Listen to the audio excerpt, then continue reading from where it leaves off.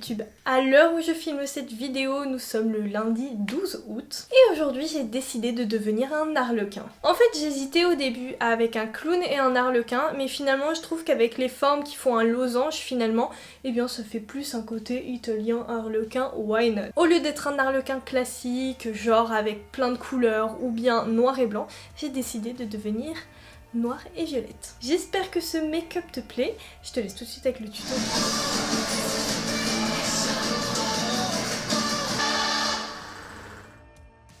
Je commence avec une base, elle vient de chez Fenty Beauty et c'est une base matifiante. Je trouve qu'elle s'étale très bien, elle est très agréable à porter et comme tu as pu le constater, je l'utilise assez souvent dans cette série d'Halloween. Une fois que ma base est prête et posée, je vais venir déposer un fond de teint. Il vient toujours de chez Fenty Beauty. Je l'estompe à la Beauty Blender. C'est une teinte exactement pour ma carnation. Après, c'est pas le meilleur fond de teint du monde, mais en caméra, je trouve que ça passe bien. Sinon, pour tous les jours, je le trouve un peu mat et je trouve qu'il montre un peu trop tes pores. Enfin voilà, avis personnel là-dessus. Je trouve que c'est un produit bizarre parce que à des moments, je le trouve très beau et à des moments, il me plaît pas du tout. Donc je ne sais pas, je continue à le tester jusqu'au jour où je vous dirai vraiment un avis final. Bref, j'arrive pas à cerner ce produit, mais bon, voilà, c'est une question de temps. Une fois que mon fond de teint est appliqué, l'avantage malgré tout de ce fond de teint, c'est qu'il n'y a pas forcément besoin de le poudrer et c'est pour ça que je l'utilise énormément dans mes maquillages d'Halloween. Je vais utiliser un fard gras qui vient d'une palette individuelle de chez Makeup Forever. En fait, ce sont des fards que j'ai individuellement choisis et j'ai composé ma propre palette. J'utilise un violet et ensuite, parce que je le trouvais un petit peu sec, j'ai rajouté un rouge à lèvres qui vient de chez NYX. Je trouve que le fait de rajouter un rouge à lèvres en raisin, eh bien la matière est plus facile à estomper, elles se font mieux au niveau de ta peau, c'est pour ça que je l'ai mis entre ma peau et le deuxième violet, le fard gras. Et puis voilà, ça sèche moins qu'un fard gras, donc je me dis pourquoi pas l'utiliser, le ressortir des placards. Ah oui, étant donné que c'est pas très évident d'estomper ce genre de matière, il y a possibilité que ça dépasse, donc je reprends mon fond de teint et je viens souligner mon contouring. Une fois que j'ai fait mes zones d'ombre, je vais passer bien évidemment à la lumière. Je vais utiliser un correcteur qui vient de chez Morphe, il est blanc et je vais le mettre au niveau de mes cernes et au-dessus de mes sourcils pour délimiter mes points de lumière. Une fois que toutes mes matières sont posées, je peux venir talquer mon teint pour qu'il tienne. Après, vous pouvez tout simplement prendre une poudre libre, mais c'est vrai que si au niveau du budget ça passe moins, du talc ça fait parfaitement l'affaire. Bon, c'est un petit peu plus épais, mais ça marche. Une fois que mon teint est bien poudré, que tout est en place, je peux passer au contraste du contouring en rajoutant une teinte violette beaucoup plus foncée grâce à ma palette Morphe 35M. En fait, souvent quand tu poudres ton teint, la couleur s'atténue, donc c'est à ce moment-là qu'il faut en rajouter un petit peu des couches. Mais bon, je trouve qu'elle n'avait pas autant disparu que ça. Après, moi ce que je voulais, c'est vraiment un maquillage contrasté. C'est pour ça que j'ai mis un violet foncé.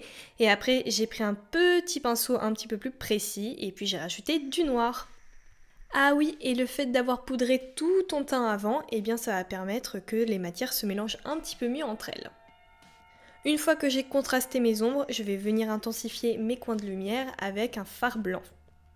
Pour finaliser mon teint, je vais bien sûr rajouter la masse d'highlighter avec la palette Alchemist qui vient de chez Kate Von D. Je prends la teinte violette irisée et je la mets au coin de lumière.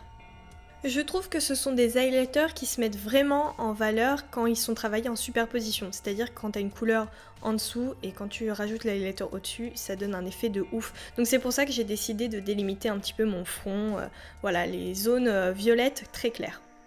Maintenant on passe au côté le plus technique de ce make-up avec les dessins qui sont autour de mes yeux. Ces dessins, ce sont tout simplement à l'aide de pochoirs que j'ai pu les réaliser.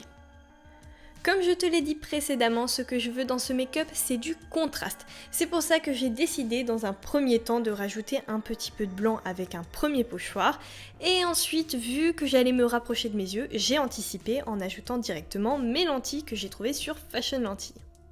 Ah oui, comme tu peux le constater, je suis pas non plus une magicienne, donc les grands pochoirs qui font taille à 4, c'est très compliqué de le gérer toute seule, t'as moins de visibilité parce que tu te caches un œil, donc j'ai demandé de l'aide à ma mère qui m'a gentiment aidée. Une fois que le blanc est sec, je peux passer maintenant au noir. Ouais, noir-blanc, niveau contraste, je pense qu'on est assez bien.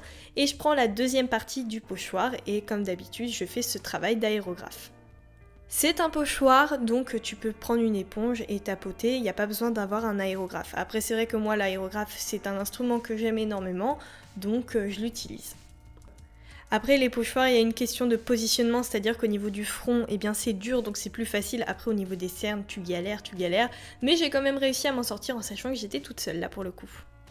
C'est parti, on peut passer au maquillage des yeux. Donc comme d'habitude, ma petite base P. Louise et après j'ai repris ma palette 35B de chez Morphe pour avoir des couleurs de smoky qui correspondent à mon contouring. Je suis partie sur l'idée d'un cut crease, donc je prends ma couleur de départ, ensuite je la dégrade dans une couleur plus claire et ensuite je prends une plus foncée pour contraster. J'insiste sur le fait de bien travailler son ras de cils inférieur. Étant donné qu'on a fait un motif au pochoir précédemment, le but c'est pas qu'il y ait une énorme démarcation. Non, le but c'est que ce soit bien mélangé, donc je vais venir flouter mon motif au maximum avec un beau dégradé de violet.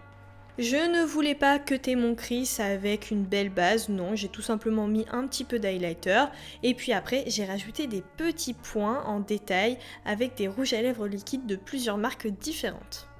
Par exemple, j'utilise celui de chez Maybelline, c'est un violet bordeaux, et ensuite le Jeffree Star, bien sûr le best, qui est Drug Lord. Mon maquillage des yeux est maintenant terminé, enfin presque, mais comme tu me connais, les fossiles, j'aime bien les appliquer tout à la fin, je sais pas pourquoi, ça me stresse de le faire maintenant.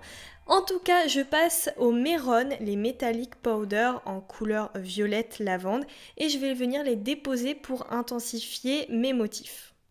Pourquoi? Parce que comme je te l'ai dit, le fait de mettre un pochoir au niveau des cernes, la surface n'est pas plate. Donc parfois ça peut avoir des petits bugs. Donc là j'ai juste bien redéfini mes motifs et comme ça ils sont nickel, propres et en plus ça rajoute un petit côté irisé. Donc why not hein? Pour mes lèvres, j'utilise le rouge à lèvres liquide qui vient de chez Kate Venti. C'est le Ayesha et c'est un violet vraiment sublime. Pour le contraster un petit peu plus, je rajoute du blanc avec mon rouge à lèvres Drug Lord au niveau du milieu de ma bouche, j'estompe tout ça et je rajoute des fossiles. Attention, au niveau de la bouche, tu peux tout à fait rajouter le concealer Morphe du début. Les grands fossiles sont tout simplement du papier que j'ai découpé et que j'ai collé. Je rajoute une perruque qui vient de chez Foxwicks et des accessoires que j'ai créés moi-même. La transformation est terminée. Ouais, je trouvais qu'un petit arlequin, ça allait changer quand même, non? J'aime beaucoup le résultat, les contrastes sont assez imposants et je pense que c'est ça qui donne un effet vraiment cool au make-up. J'espère sincèrement que mon personnage te plaît et moi je te dis à très bientôt, voire non, demain, pour une prochaine vidéo. Allez, bisous!